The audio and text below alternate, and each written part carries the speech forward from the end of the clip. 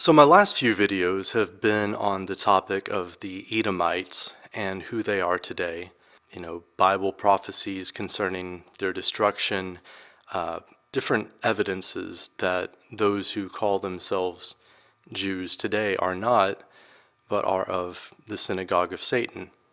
And in the course of those discussions, several times I've alluded to the idea that the modern Anglo-Saxon people are actually the ancient Israelites, or the true sons of Jacob, the true sons of Isaac, and it's right there in the name. Saxon, if you break down the etymology of the word, literally means Isaac's sons, sons of Isaac. But up till now, I haven't really given the evidence and arguments supporting that theory or that view. And it's such a big topic. I almost feel like I don't want to bite off more than I can chew and try to deal with all of that in one video. So what I'm going to do, at least for now, is I'm going to post a few links in the comments below. Go down, check out those links to a few different articles that I've read that I think are pretty good, that kind of summarize a few pretty strong arguments for this view. And for this topic, I really think it's better if you read it rather than me trying to do an audio production, trying to explain it just in spoken words, because some of the arguments are linguistic, and it's good to actually be able to see the words and how they translate into different words in a different language. And I just think it's going to be a lot easier to understand and kind of unpack it all that way. It is extremely likely that I will do videos in the future discussing a few different arguments and a few different pieces of evidence, but the best thing to do is look at these articles that I'm going to provide links to, read them for yourself, use that as a springboard to look into the topic more deeply. I've read a few books on it, several other articles and presentations, and I personally find the evidence and the arguments pretty convincing. So at this point, my view is that the Anglo-Saxon people are the ancient Israelite people, and that the modern so-called Jews are the ancient Edomite people. Now, someone might ask, well, why does that matter? That's ancient history, I don't care about it. Well, I think it matters for at least a couple of reasons. And then in another sense, it kind of doesn't matter. So one of the reasons I think it does matter is that a lot of the problems in the world today, if you really trace them back to their root, they have to do with this peculiar group of people who I am identifying as the Edomites, or who some people refer to as the serpent seed. And a big part of their propaganda has to do with their claim, their false claim, that they are the ancient Israelites, and that therefore they have a right, some kind of divine right, to the modern territory in Palestine or Israel or Canaan or whatever you want to call it. And obviously that is the root of a lot of geopolitical conflicts. It's the root of a lot of our wars for Israel in the Middle East and so on. And it's a big part of the propaganda that attempts to shut down any kind of criticism of this group by labeling you as an anti-Semite. For example, if you notice that it seems that the Edomites basically control Hollywood and the media and the publishing companies and the major record labels and the central bank and the international banking system and so on and so forth, then all of that just gets swept aside no matter what kind of arguments or evidence you present, and they just call you this label. They say that you're promoting hate speech or you're a bigot, and therefore they just silence you, they just shut you down, or restrict your YouTube videos, or make sure that you don't show up in YouTube searches and things like that. And so they're able to continue pursuing their agenda, sheltered from any criticism or sheltered from any fear of being exposed. So that's one of the reasons I think this Edomite Khazar theory is so important to understand.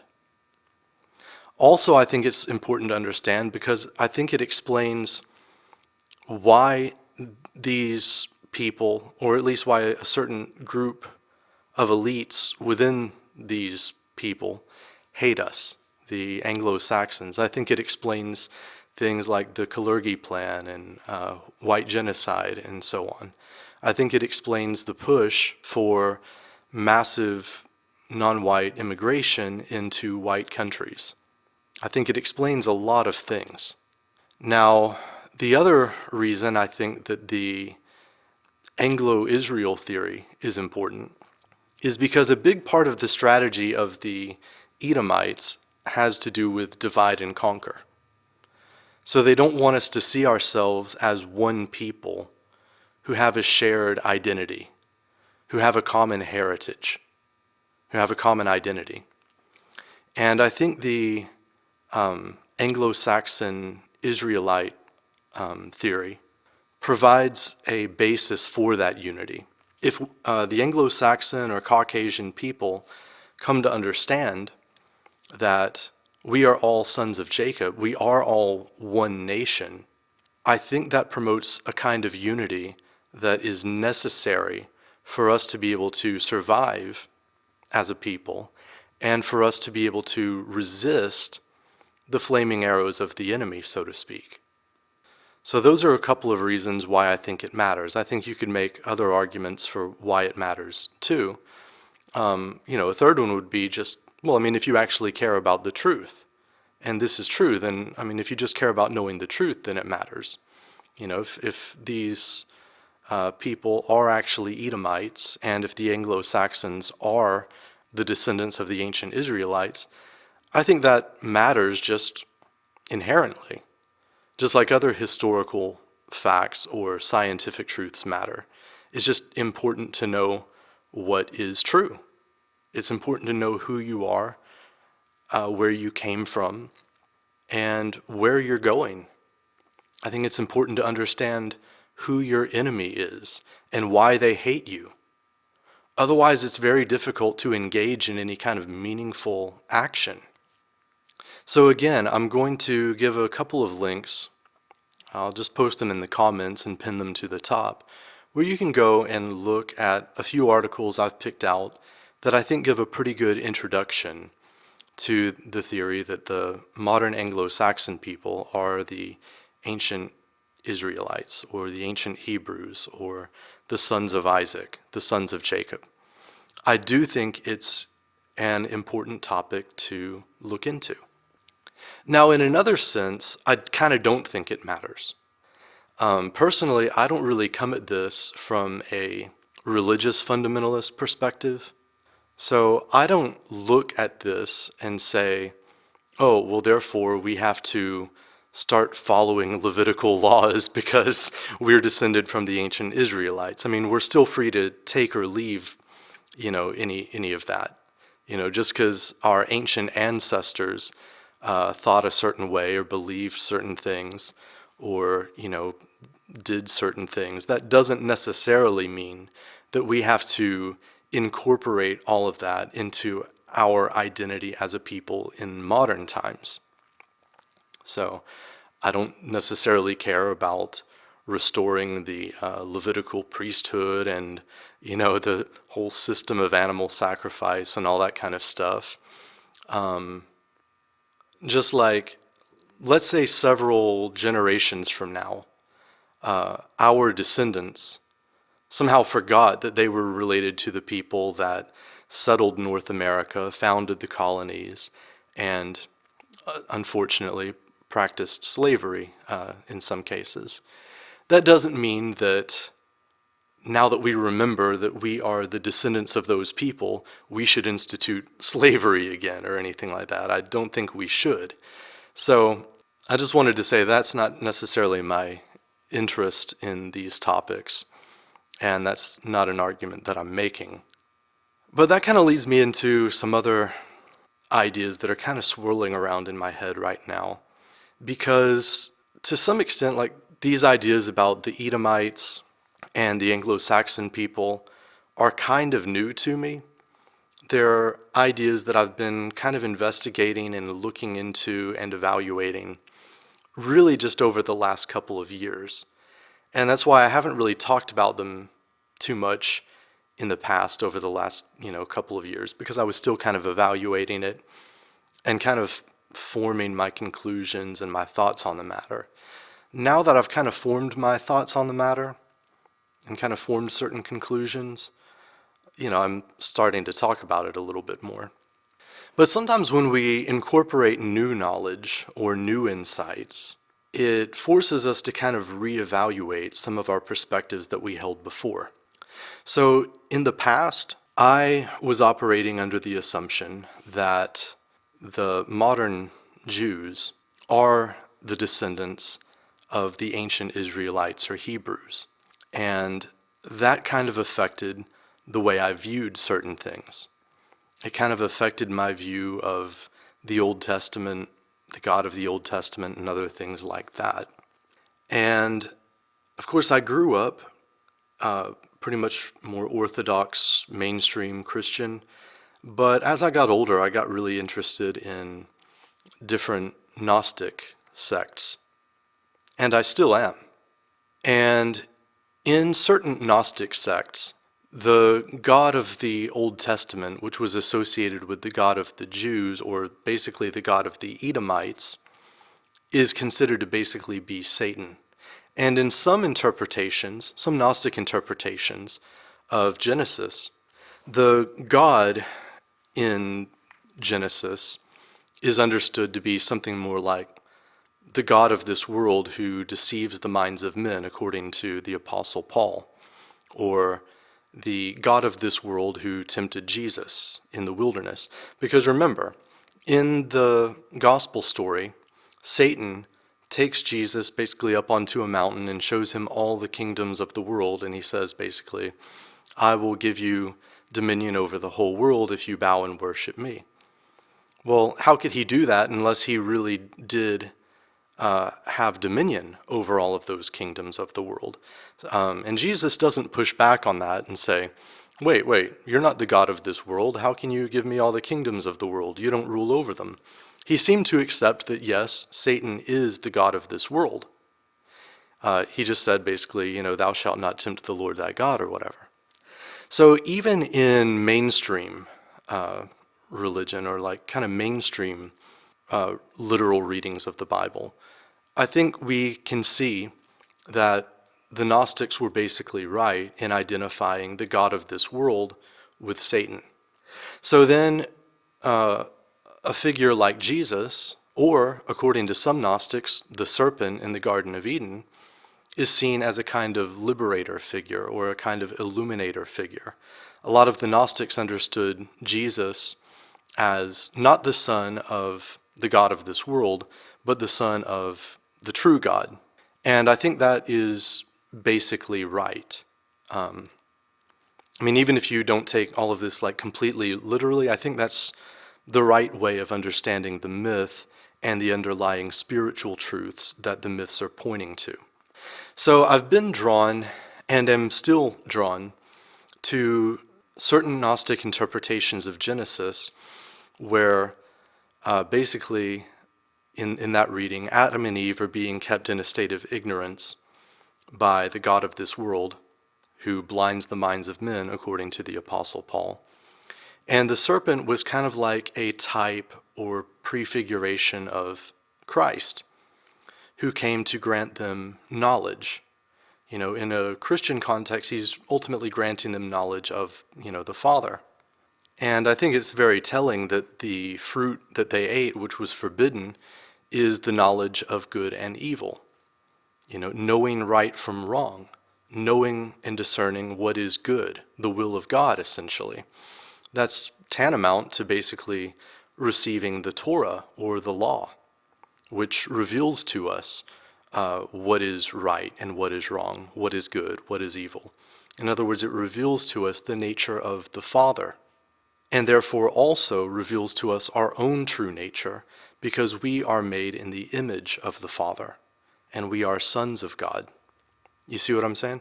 Now, I know people may be listening to this, and you may come from different perspectives, and you may accept this way of looking at things, or you may disagree with it.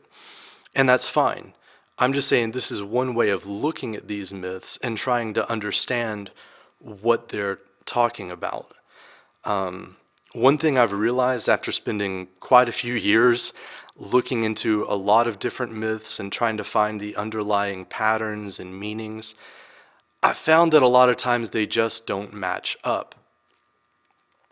Sometimes a symbol can mean one thing and also its opposite, right? A symbol can be used and understood in one way by one group and used in a different way by a different group. So you can't just look at the symbol, you can't just look at the words, you have to understand the truth or the meaning beneath that. So since I've talked about, kind of serpent type stuff a little bit for a while now, a few people have left comments, basically asking, well, what about this? What about that? So for example, like I said, according to certain Gnostic interpretations or reimaginings of the Genesis story, the serpent is good, right? Now, they're talking about a different serpent, right? The same symbol is symbolizing two very different things. So for some groups, the serpent basically becomes associated with the satanic god of this world. And in the other, this serpent symbol is used to sort of symbolize the messianic figure or the liberator figure or the illuminator, who is in opposition to the satanic god of this world. And like I said, in sort of the serpent seed doctrine or something like that, they think of the sons of Cain as being kind of like the sons of the serpent. And those offspring are basically at war or in conflict with the sons of Seth. But there's an early group of Christian Gnostics who called themselves the Sethians, or the generation of Seth, the seed of Seth, and it seems like they were kind of in agreement with the Ophites and other groups who kind of understood the serpent in a positive way. So both the sons of Cain and the sons of Seth may have adopted serpent symbolism. And of course, in some mythologies, you kind of find this motif of kind of a twin serpent. So you could understand there being not just one serpent, so it's not like, oh, well, every time we see a serpent symbol, that means the bad guy, that means Satan or the devil or whatever. No, there could also be a serpent of wisdom or, kind of a good serpent. Of course, in South America, in Mexico, and so on, we find the figure of the feathered serpent. And I associate the feathered serpent as being very similar to the Christ figure. I view the feathered serpent, Quetzalcoatl or, Kukulkan or whatever, in a pretty positive light. But just like other religions become corrupt, that religion may have also become corrupt. So if we see a corrupted form of that religion, we may say that, oh, well, the feathered serpent or whatever is the god they worship, so it's evil, right? Just like if you look at the corrupted religion of Talmudic Judaism, you're going to say, oh, well, the God of the Old Testament is Satan and evil. But that is actually one of the reasons why I think the serpent is such a good symbol. Because the serpent sheds its skin. And in the same way, the true religion sheds its outer form.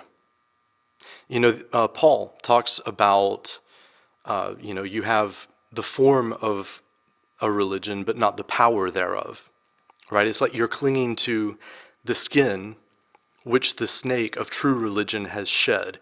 So you still have all of these symbols, all of these rituals, and all of these dogmas, but you no longer have the living word. You no longer know the living spirit that used to be housed within that tradition or within that set of symbols and scriptures and rituals and so on. So another way of thinking about these two serpents is you have groups that are basically worshiping the skin which the serpent has shed and left behind. That would be like the corrupted forms of religion that we find in the world. But we can also understand that at one time that may have been a living spiritual tradition, right? But the snake shed its skin and moved on because that religion became corrupt, and you can't put new wine in old wineskins. So something new had to start. And I think this idea is very central to understanding the history of the Anglo-Saxon or Israelite people. Now, I'm going to get into some other stuff that I'm not going to have time to fully defend here. But researcher Ralph Ellis has made a convincing case that the Hebrews or the ancient Israelite people descended from the Hyksos pharaohs of Lower Egypt. And I mean, he goes through and really connects the dots. Like Abraham would be Pharaoh Shishi, Jacob would be Pharaoh Jacoba. And he goes through and shows that the conflict between Jacoba and his brother matches up almost perfectly in a lot of ways with the conflict between Jacob and Esau. So I think, understood in a certain way, Ralph Ellis's work is really important in understanding this tension between the Edomites and the true Israelites, because it has everything to do with the religious dispute and the schisms that occurred between Upper Egypt and Lower Egypt back around the time of the Hyksos pharaohs, which was around the time that the zodiac was changing from the sign of Aries to the sign of Taurus.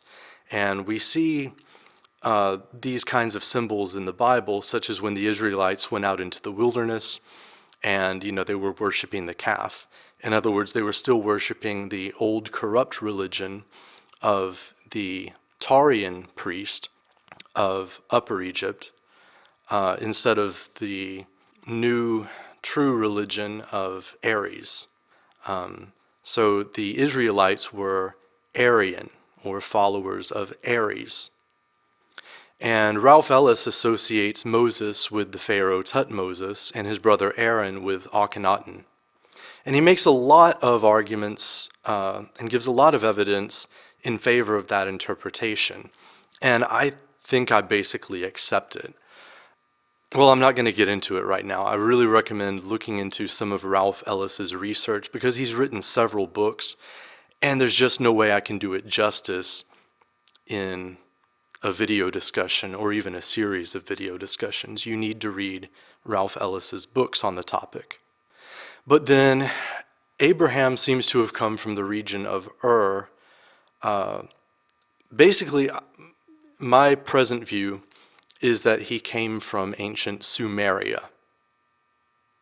Right now, Ralph Ellis identifies the Hyksos people not as foreign invaders, but as racially Egyptian. So whether or not you think that the Hyksos came from around the Sumerian region into Egypt, or whether they were Egyptians that just started to form a new religious movement in light of the New Age, the result is the same, because I also think that the ancient Egyptians descended from the ancient Sumerians, so they're racially the same people. And it's interesting to me that ancient Sumeria, which is considered the cradle of civilization or the birthplace of this people, if we accept that they became the Egyptians and then later the Israelites, it's interesting that the Israelites also became known as the Sumerians after their capital city of Samaria, and that if we accept the 10 lost tribes theory, that after they were taken into Assyrian captivity, they eventually left to the north and became the Scythians and the Cimmerians. Right? Now all of these words are spelled different, And I'm aware that some people are going to say that, no, that should be pronounced Cimmerians. Okay, well, the C can be either hard or soft. So look, language changes. The forms of words change. But just to me, that seems like at least a kind of circumstantial, superficial evidence that points toward there maybe being something deeper between the ancient Sumerians in Sumer, the Sumerians in northern Israel, and the Cimmerians or Cimmerians, after the Assyrian captivity, who of course later became the Kimri people, who basically eventually became the Anglo-Saxons. So basically the Anglo-Saxons in this really big zoomed out timeline would be the descendants of the ancient Sumerians. So then when we start looking at, okay, well, does this conflict between the, serpent seed or, whatever you want to call it, the Edomites and the Israelites or whatever, does this go back all the way to ancient Sumeria or ancient Sumer? I think it probably does, and I think this probably relates to the myths about Enlil and Enki. And that's a huge topic to go into. I don't want to get into it now, but I'm kind of giving a preview of some things that I'm probably going to talk about in the future. It's a huge, huge, huge topic. But while I'm talking about ancient Sumer, I'll also talk about something else that I'm currently trying to look deeper into and kind of speculating about. I think most people are familiar with this idea that the ancient Sumerian tablets refer to a time when basically extraterrestrial beings were ruling over humans and possibly doing some type of genetic experiments on them or sort of creating a hybrid race. But just from the Sumerian tablets themselves, it appears that they were doing this in that region. So if there is a human alien hybrid race or a race that has been genetically modified from the ancient humans, then that basically applies to the Sumerian people. And it's interesting that that is basically the birthplace of civilization. So there may be something to that, and this is going to sound wacky. This is just wild speculation at this point. I'm just like looking at where things point, and it may be that this may point toward the Anglo-Saxon people being genetically altered in some way from the rest of humanity. And it may be that there was sort of a twin race created, one that is of a more reptilian or serpentine character, and one that isn't. And maybe that has everything to do with the rebellion that's recorded in the ancient Sumerian text.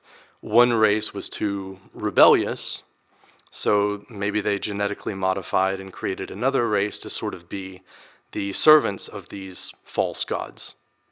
And maybe they became the Edomites, and the more rebellious tribe that, is the unconquerable nations. Some of you will recognize my reference there, some won't. They may be the Anglo-Saxons. So that right there is wild speculation. You can see how I've started out with stuff that I think is very grounded in fact and very well supported by evidence, and then a little bit more speculative, a little bit more speculative. I just think it's fine to speculate and say, well, what if insert crazy idea here? And as long as you know when you're speculating and when you're on solid ground. So I think it's fine to speculate. I just think you have to know when you're speculating. I'm not saying that that's true. I'm not saying that I believe it. I'm just saying it's an idea that I'm entertaining and considering as a possibility, no matter how far out it may seem. And of course, I won't say that I know it or that I, believe it, unless I find a lot of evidence that supports it. At this point, I can't claim to have done that. It's only speculation. But I've also hinted in the past that these ancient Sumerian people may be the descendants of the ancient race of Atlanteans who began to resettle there after the flood. And that would also be consistent with the story of Noah, which records Noah landing around Mount Ararat, which is in the Caucasian Mountains. So that would be the birthplace of the Caucasian people.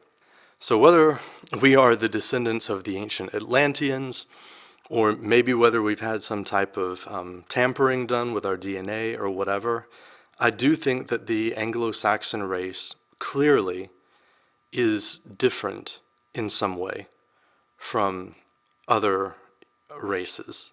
No, I don't say that to imply that, we're necessarily superior or better, or to promote any kind of hatred against anybody. That doesn't mean that we should try to dominate other people or, look, I'm all for universal nationalism. I think all people have a right to exist, to preserve their identity as a people, to preserve their heritage and their culture, to defend their homeland, and so on. And I respect that right universally for all people, even these Edomites. So I just want to make that clear. But anyway, yeah, I'm going to end there because I'm just kind of rambling at this point. I'm not trying to fully develop all of these thoughts for now, but I'm kind of presenting some speculative ideas to give you an idea of some of the things I'm looking at, some of the things I'm looking into and researching and thinking about now, that I probably will come back to and share some more thoughts on in the future. Some of these are things I've been looking into for quite a while now, and I think I've come to some pretty solid conclusions about them, but I'm just kind of holding back until I feel like I'm really prepared to start talking about some of these things. And there are some views that I've come to hold that would be so shocking to hear if you weren't first prepared, because it's like in math. You've got to learn your addition and subtraction before you can learn your multiplication tables, before you can get into basic algebra, before you can get into calculus. In philosophy, you have to learn kind of basic logic and basic logical fallacies and what constitutes a valid argument and more fundamental ideas before you can get into really more advanced philosophical topics. And it's the same way with anything else. There's some things that I'm getting into now that are so hard to wrap your head around unless you have certain prerequisite knowledge. And so because of that, I'm kind of skeptical as to whether I'll ever be able to publish some of these ideas. I may have to keep my public YouTube channel a little bit more exoteric, and maybe I'll have to reserve some of these more advanced ideas for a more esoteric group in the future. People who have already kind of gone through the work of building the bottom layers of the pyramid, so to speak, before we can get into the capstone. Speaking of pyramid, let me add one more thing before I close, and it has to do with the symbols and the idea that a symbol doesn't necessarily mean one thing all the time. So every time you see a pyramid, that doesn't mean, oh, the Illuminati, blah, blah, blah, or whatever. Sometimes a cigar is just a cigar, right? For different people, the pyramid may symbolize different things. An eye or an owl or a snake or anything else may symbolize different things. Even, I mentioned the Illuminati. That may mean different things to different people. For some people, the Illuminati is this, secret cabal that's, running the world from behind the scenes. For others, it may refer to a kind of underground group that's working to expose and combat those elites, right? So you just have to understand what people mean if they talk about the Illuminati or pyramids or serpents or whatever else. Context is key. And I think that's especially important when watching videos on my channel, especially since over the last few years, sometimes the way I've used symbols has changed. If you understand it in context, I pretty much stand by most of what I've ever said. But if you're kind of new to my channel and you look at some of my old stuff, you might think I've flip-flopped. No, it's just in some cases, I've changed the meaning I associate with symbols. That's really all. So I'm going to end there. Thanks for listening. Check out the links that I'm going to post in the comments about the proofs or arguments or evidence that the modern Anglo-Saxon people are the descendants of the ancient Israelites, and then in my view, also of the ancient Egyptians and Sumerians. And also on that note, remember that when they DNA tested King Tut, they found that basically his DNA is a match for modern British people or modern Anglo-Saxons. That doesn't mean he came from Britain, it's the other way around, but racially these are the same people. And I think that's really interesting. So again, I will end there. But again, thanks for listening. Please hit the subscribe button if you haven't. Hit the like button. Drop some comments below. Definitely share this video because YouTube is not helping me to show up in search results. They are not trying to promote my channel. They're trying to suppress it. And I could use your support if you'd like to drop me a donation through PayPal or become a regular subscriber through Patreon, or support me by downloading my album if you like my music. Peace.